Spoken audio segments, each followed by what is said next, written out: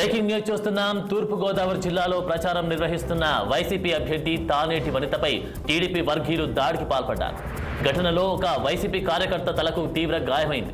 నల్లజర్లలో ప్రచారం ముగించుకొని స్థానిక మాజీ జడ్పీటీసీ సుబ్రహ్మణ్యం ఇంట్లో భోజన విరామం కోసం ఆగారు. ఆ సమయంలో తానేటి వనిత ప్రచార వాహనాన్ని డీజే సౌండ్ సిస్టమ్ కలిగిన మరో వాహనాన్ని ధ్వంసం చేశారు టీడీపీ కార్యకర్తలు. అంతటితో ఆగకుండా తానేటి వనిత భోజనం చేసేందుకు ఆగిన ఇంట్లోని ఫర్నిచర్ను ధ్వంసం చేశారు.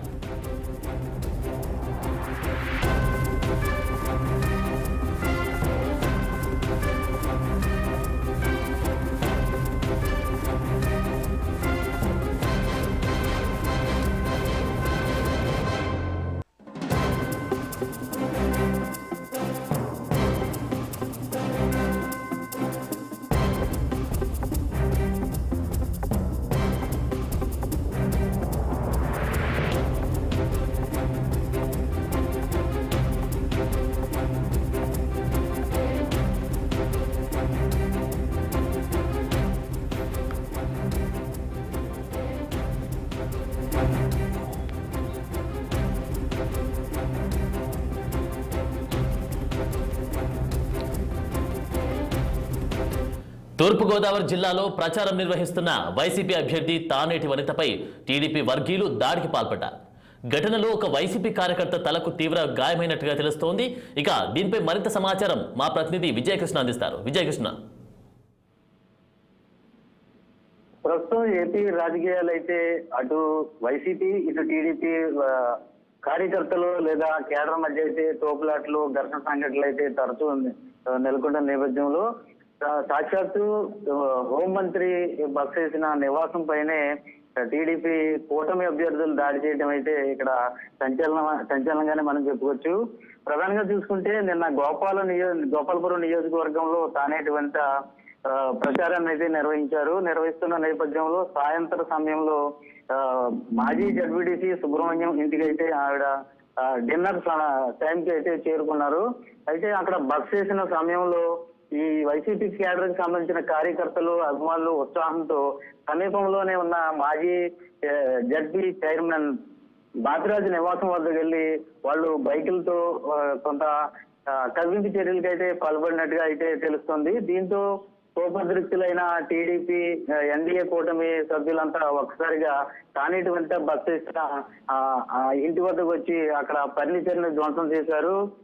ఇంతలో ఈ ఘర్షణ వాతావరణం అక్కడ ఘర్షణ వాతావరణం అయితే చోటు చేసుకుంది. ఈ నేపథ్యంలో ఇరు వర్గాల మధ్య భారీగా తోపులాటతో పాటు ఒక దశలో పెద్ద స్థాయిలో కొట్లాట జరిగే అవకాశం కనిపిస్తుందో ఇరు వర్గాలు సమన్వయం పాటిస్తూ కొంతమంది వారిని వేరు చేసే ప్రయత్నం అయితే చేశారు. ఈ నేపథ్యంలో కొద్దిపాటి గాయాలు ఇరు వర్గాలకి సంబంధించిన కొద్దిపాటి గాయాలు అయితే అయ్యాయి.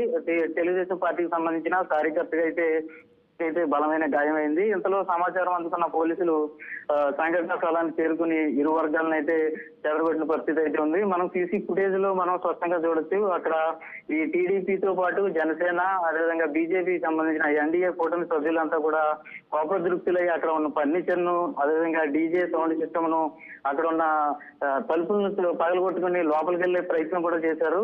అయితే పోలీసులు హుటాహుటిన సంఘటన స్థలానికి చేరుకుని ఇది పెద్ద ఎత్తున ఉద్రిక్తతలు దారితీయకుండా అక్కడతో సంఘటన అయితే నిలువరించి చేయడం జరిగింది. అయితే ఇరు పక్షాలు కూడా కేసులను అయితే నల్లజర్ల పోలీస్ స్టేషన్ లో ఇరు పక్షాలు ఒకరిపై ఒకరు కేసులు పెట్టుకున్న పరిస్థితి అయితే ఉంది. ఇరు వర్గాల నుంచి కూడా పోలీసులు అయితే కేసులు నమోదు చేశారు. దీనికి సంబంధించి ఎస్సీ ఎస్టీ కేసుతో పాటు 307 కేసులు అయితే పోలీసులు నమోదు చేయడం జరిగింది. వీటిలో ప్రధానంగా చూసుకుంటే టీడీపీ అభ్యర్థి మద్దిపాటి వెంకటరాజుతో పాటు మాజీ జడ్పీ చైర్మన్ ముల్లపూడి బాపిరాజుతో పాటు మరికొంతమంది ఎన్డీఏ సంబంధించిన సభ్యులపై కేసు నమోదైంది. అదేవిధంగా వైసీపీ నుంచి మద్దిపాటి ప్రసాద్ తో పాటు కారుమంచి రమేష్ వారితో పాటు పలువురిపై కేసులు అయితే నమోదు చేశారు. ప్రస్తుతానికి 8 మందిపై కేసు నమోదు చేశారు. దీంతో పాటు ఈ సీసీ ఫుటేజ్ ఆధారంగా పోలీసులు అయితే విచారణ కొనసాగిస్తున్నారు. వీరిలో మరింత మంది అయితే అదుపులో తీసుకునే పరిస్థితి అయితే ఉంది. ఈ సంఘటనతో అయితే ఏపీ రాజకీయాల్లో ఈ ప్రచారాల్లో ఇటువంటి ఉద్రిక్తత చేరుకోవడం మాత్రం పలువురు రాజకీయ మేధావర్గం అయితే ఖండిస్తున్నారు.